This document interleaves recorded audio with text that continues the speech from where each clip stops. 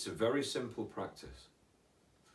So apart from making the choice to sit down and allow your attention to do whatever it wants, apart from that, I don't really see much choice in it compared to conventional meditation techniques such as focusing the attention somewhere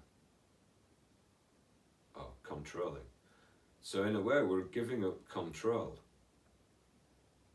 And we'll talk about this at length, because this word control, you see, we're always trying to understand things. And the only reason we want to understand things is so we can control them. If you look at what we've done with nature, as soon as we understand an aspect of nature, or think we understand an aspect of nature, we try to control it. But the mind never has full understanding. Nature is always much smarter and much more complex.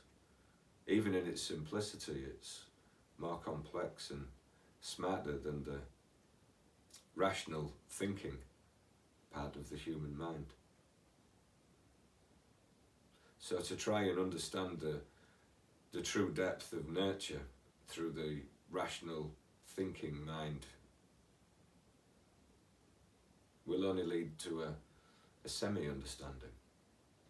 And we see this time and time again with everything that the humans understand, they then go on to control.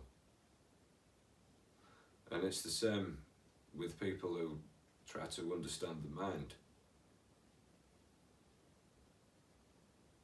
A lot of the people who want to go deeper into the mind, they just want to get more control over the mind. But it's the ego that wants control.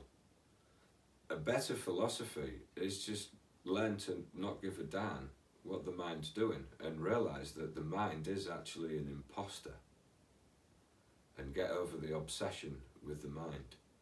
It's an imposter. And it's nearly always wrong, because the mind, the imposter mind, it always sees the world or the present with its conditioning from the past. So the imposter mind is always projecting the patterns of the past into the present, and so it never clearly sees what is. Therefore, we don't need to be too interested in the contents of the mind. So if we spend a lot more time in nurture and a lot more time being quiet, we find that we'll just lose interest in mind. There's so many amazing, wonderful things going on around us that we lose interest in the mind. Because you can spend years in therapy going round and round and round in circles trying to understand the mind,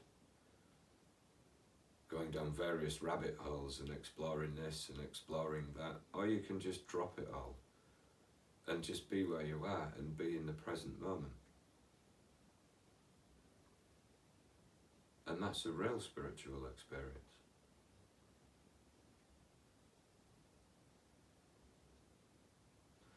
So this choiceless awareness is a very simple way, especially if you're out in nature, it's a very simple way of just learning to drop the contents of the mind and just sit and enjoy your senses. And you'll find that you'll relax, and eventually your mind will get bored of talking to itself and you'll just be where you are. And you save yourself an awful lot of money in therapy